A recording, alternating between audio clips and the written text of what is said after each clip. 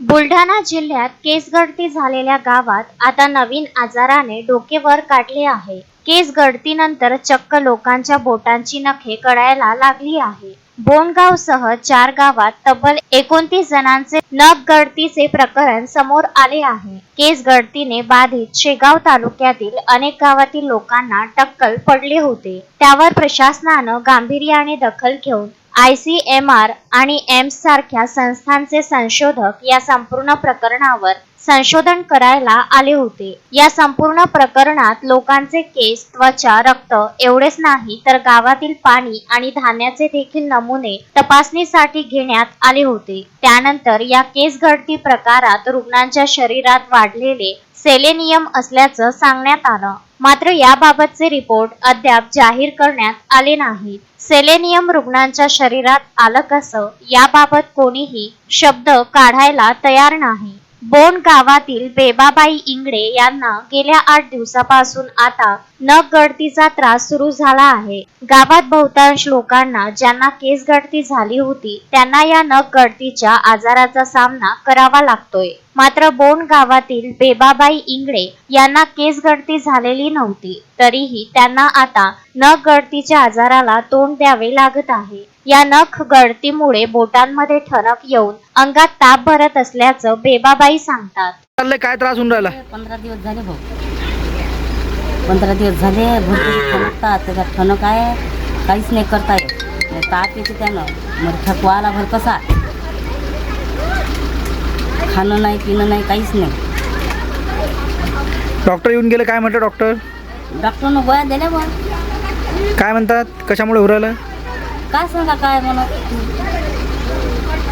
केस गेलते का तुमचे? नाही बा केस नाही गेले, केस तर आहेत घरात कोणाचे गेलते का? कोणाचेच नाही गेले आमच्या घराचे। किती लोकांना त्रास झाला गावामध्ये? हा काय सांगा आता, बंदे गावलेच झाला म्हणतात ना, पण आहे क्या नखायचं बापा, आता हे गेले पण आले दुखतात याच्यात ठणक आहे, जेवण नाही धकत, काही तर धंदा नाही येत, जेवण सप्पा धकूनच नाही राहिलं।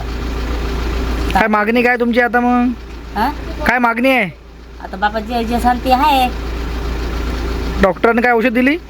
गोळ्या दिल्या बा, गोळ्या दिल्या। हा बोंडगावसह परिसरातील 4 गावात आतापर्यंत नख गळतीचे एकूण 29 रुग्ण नोंदविले गेले असल्याचं आरोग्य यंत्रणेकडून सांगितलं जातंय। या नख गळती मागे देखील शरीरात वाढलेलं सेलेनियमच असल्याची शक्यता डॉक्टरांकडून वर्तविली जात आहे। सर, बोंडगावमध्ये काही नागरिकांची नखांची गळती होत असल्याची प्राथमिक माहिती आहे। किती रुग्ण आहेत, किती गावांमध्ये सध्या? प्राथमिक आरोग्य केंद्र बोंडगाव आमच्या कार्यक्षेत्रामध्ये एकूण 4 गावांमध्ये 29 रुग्ण आजपर्यंत रिपोर्ट झालेले आहेत। आमचे सर्वेक्षण चालू आहे, जसं आकडा वाढेल तसं आम्ही बोंडगावमध्ये किती? बोंडगावमध्ये 10 रुग्ण रिपोर्टिंग झाले, सर्वाधिक। नखाची गळती होत आहे म्हणजे नेमकी प्रक्रिया कशी होते? किती दिवसामध्ये नख गळती? जवळपास 8 ते 10 दिवसाची प्रक्रिया पूर्ण होते। सुरुवातीला नखे कमजोर होतात, थोडेसे मागे जातात आणि 8 ते 10 दिवसात ते जवळपास नखे निघून येतात। यापूर्वी केस गळती झाली होती, आता नखे गळायला लागले, दोघांचं काही साम्य काही आहे का? कदाचित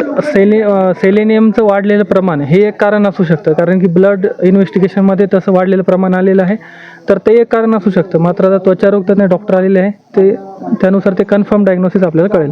केस गळतीपासून संपूर्ण प्रकरणाचा पाठपुरावा करणारे गावाचे सरपंच रामा थारकर यांनी या संपूर्ण नख गळती प्रकरणी संबंधित यंत्रणेला तातडीने माहिती दिली। जिल्हा आरोग्य यंत्रणेसह स्थानिक डॉक्टर देखील गावात दाखल झालेत। मात्र शरीरात वाढलेलं सेलेनियमच मुख्य स्रोत अद्याप सांगण्यात स्थानिक पातळीपासून राष्ट्रीय पातळीवरच्या आरोग्य यंत्रणांना अपयश आल्याचं पाहायला मिळत आहे। सरपंच, आपल्या गावामध्ये केस गळतीनंतर आता नख गळतीचा प्रकार समोर आलेला आहे, काय नेमकं प्रकार आहे? हो, डिसेंबरच्या एंडिंगलेच केस गळती चालू झाली। 3-3.5 महिन्यामध्ये केस गळती संपूर्ण थांबली।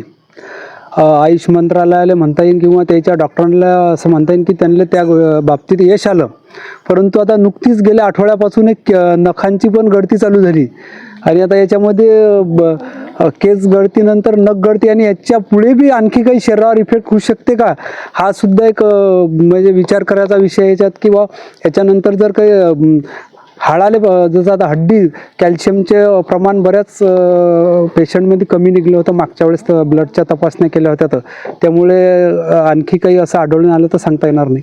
केस गळती नंतर ICMRचा रिपोर्ट येणार होतं, अद्यापर्यंत आलेलं नाही. आपण सांगता की ICMRच्या डॉक्टरांनी उपचार केला, काय नेमकं प्रकार आहे? ICMRनं उपचार केला नाही. ICMRनं त्याचे ब्लड सॅम्पल असतील, काही केसाचे सॅम्पल असतील, विविध प्रकारचे सॅम्पल नेले आणि त्याच्यावर त्याने रिसर्च केलं आणि त्यांचा काहीतरी प्राथमिक अहवाल हा केंद्रीय मंत्री प्रतापराव जाधव साहेब यांच्यापर्यंत पोहोचला पण आणि त्यांनी एका पत्रकार परिषदेमध्ये तो सांगितला पण किंवा त्याच्यावर सेलेनियमचं काही प्रमाणात सेलेनियम आढळून आलं म्हणून. आता सरपंच म्हणून आपली काय मागणी आहे गावकऱ्यांसाठी? माझी एकच मागणी आहे की बुवा असे अनोखे प्रकार जे समोर येत आहेत तर पूर्ण शरीराची पूर्ण बॉडी चेकअप व्हायला पाहिजे, जेणेकरून आणखी काही याच्यातून नवीन काही तिसरंच निघा नाही म्हणून पूर्ण बॉडी चेकअप व्हायला पाहिजे.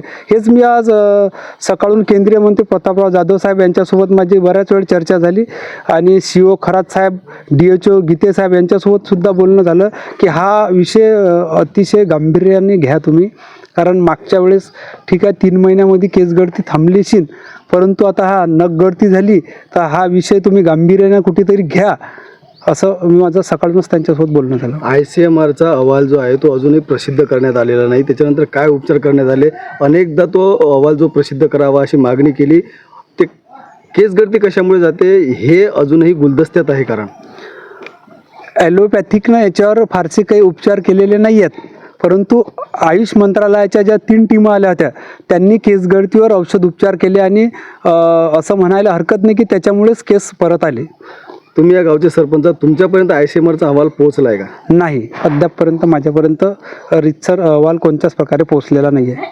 केस गळतीच्या या संपूर्ण प्रकरणावर जय महाराष्ट्राने वेळोवेळी पाठपुरावा करत अनेक प्रश्न उपस्थित केले होते. त्यापैकीच ICMRने केस गळती प्रकरणी आतापर्यंत आपला संशोधन अहवाल दडवून का ठेवला असा प्रश्न सातत्याने जय महाराष्ट्र वाहिनीने उपस्थित केला होता. हा अहवाल वेळीच जाहीर करून रुग्णांच्या शरीरात वाढत असलेल्या सेलेनियम युक्त गहू ताब्यात घेऊन जर नष्ट केला असता तर या नख गळतीच्या प्रकरणापर्यंत हे प्रकरण येऊन पोहोचलं नसतं. शरीरात अचानकपणे वाढ झालेल्या सेलेनियममुळे हे संपूर्ण गंभीर आजार गावकऱ्यांना जळत आहेत. त्यामुळे अजूनही वेळ गेलेली नाही. ज्या धान्यातून सेलेनियम या गावकऱ्यांच्या शरीरात जातंय ते धान्य तातडीने ताब्यात घेऊन नष्ट करा, अन्यथा एखाद्याचा जीव गेला तर त्याची सर्वस्वी जबाबदारी येथील बेजबाबदार यंत्रणांची असेल याची नोंद घ्यावी. पुरुषोत्तम भातुरकर, विदर्भ न्यूज, नांदुरा.